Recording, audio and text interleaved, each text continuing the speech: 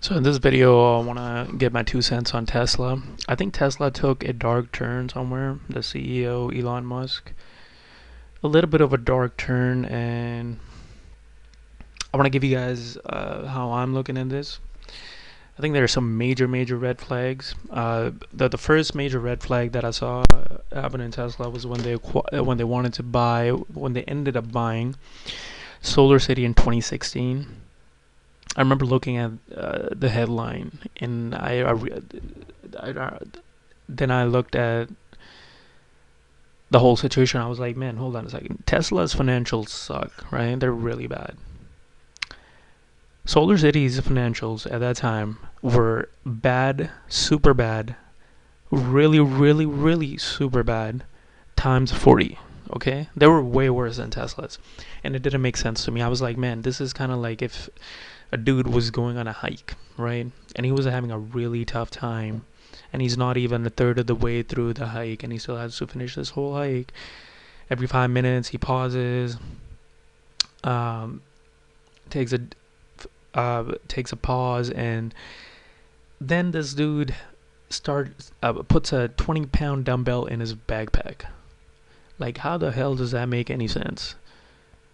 That's what I saw when they bought Solar City. Like, it just didn't make any sense to me. And looking back at the financials of this thing, man, this is, ooh, I get the chills, man. How can someone burn so much money? Like, it's holy, this is, man. These guys were burning cash. They were ridiculous. Okay, and then looking at the CEO of the company at that time was this guy named Lyndon, and Lyndon just happened to be the cousin of Elon Musk. And this is why I thought the whole thing was disgusting, because I thought this was like a backdoor bailout of Solar City by using Tesla, by putting the by putting the Tesla shareholder money on the line. And after they bought Solar City, they pretty much let this guy go. And in this article, if you guys want to read it, it's down here. This Lyndon pretty much said that he will spend his time with his family and perhaps further entrepreneurial activities, which pretty much states, "Amen. You took a major L. Your business model sucked. Your financials were horrible, and we don't really have any room for you now that we bought your company and bailed it out." That's what they said, pretty much politely. That's what they're trying to say. So that's one of the major red flags that came onto the scene. Another major red flag was how Elon Musk has a thing about making materially misleading statements. Like, apparently this is like pretty normal for Tesla shareholders, which is ridiculous. And this is a semi truck. It's supposed to be in production 2019, which is next year. I I don't know how to tell you guys, but that's not going to happen. I don't know where the hell he's going to produce this. Maybe, like, there's no way he's producing these in 2019, because the backlog they have right now, the issues they're dealing with currently, they're going to need all the luck in the world, way more money, and way more than 24 hours in a day for them to accomplish the production for this in 2019. And good luck to them, man. Because they're gonna need it. And just material misstatements like that, man. Like this lawsuit that was filed against Elon Musk and two other executives. You read some of this. I want to read line 15. As early as mid-2016, Tesla executives responsible for planning and building the Model 3 production line plainly told defendant Musk and other defendants in person, providing specific support for their statements, that the company could never, okay, never mass produce a Model 3 by the end of 2017. These Tesla executives told Musk and other defendants that it was an impossible goal. Line number 16, in May 2016, when defendants stated the company was on track to meet its mass production goals. Pretty much it goes into how Elon Musk and other defendants went around saying that it was on track to meet those production goals, but they weren't. They were nowhere close. And yeah, man, they just went ahead and made those statements, right? What did it cost him? Nothing. So he just made those statements. And another thing I want to talk about is all the Tesla executives that have been leaving the company at an accelerated pace. Here's a list of all the executives that left in 20 since 2016, and that's a lot of them. That's a lot of them, and this kind of executive departure is a very big red sign, a very bad sign, and it usually happens at companies like. I mean, I'll give you guys some couple of examples. Okay, one of them is Enron. Uh, this company's bankrupt now. Okay, very interesting. Suggest you guys go look it up. Another one is Valiant Pharmaceuticals, and this one did not go bankrupt, but took a 96% haircut on stock price from the top to bottom, and both these companies had similar situation, similar executive departure. And these are all the red signs, the warning, big red flags.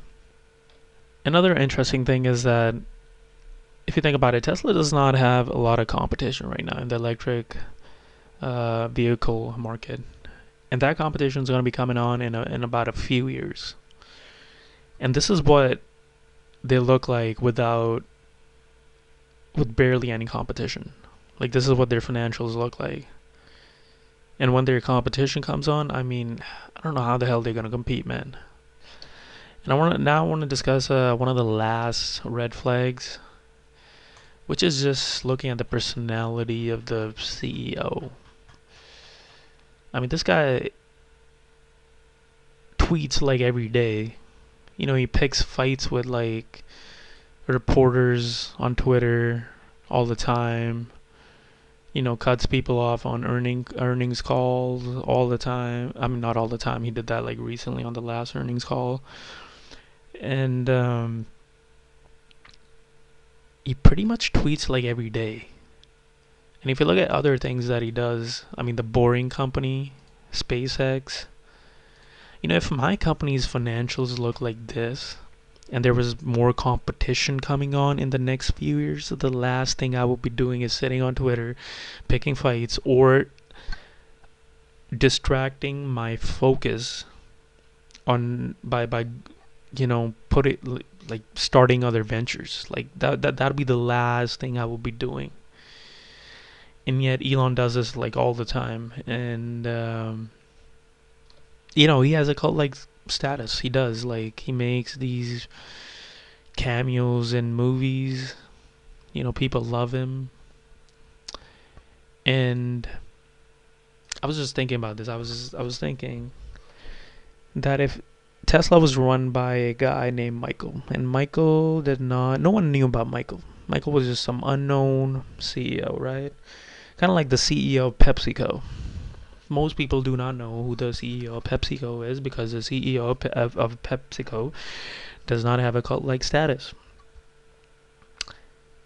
So there is very little wiggle room in what the CEO of PepsiCo can get away with. But Elon Musk, on the other hand, who has a cult-like status, can get away with a lot more. And that, I think, is it. That's probably his biggest liability, because he probably believes his own crap, you know. And and I honestly don't know how that's gonna end up. But I can tell you that this much: if he did not have this cult-like status, the stock price would not be at the level it's at. I mean, just to give you guys an example, GM and Tesla. Tesla's valued around like 49 billion. GM's around 52, 59 billion. The last time I checked, they're around the same ballpark, even though their numbers are vastly different. To give you guys an example, just in revenues, GM did 36 billion last quarter. Just in 3 months, they did 36 billion. They made a profit of about a billion on that 36 billion. This is 3 months, not the whole year.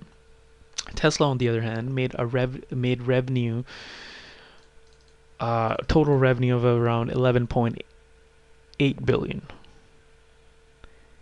and they lost about a couple billion on that, and a couple billion on that. That's for the whole year, and yet both these companies are valued at the same, like the similar price, which just does not make sense. In terms of the stock, there are two key levels that I think people should be watching. One of them is 265.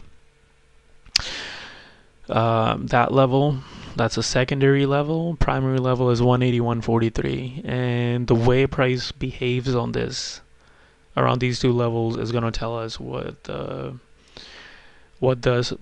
price is likely to do. And yeah.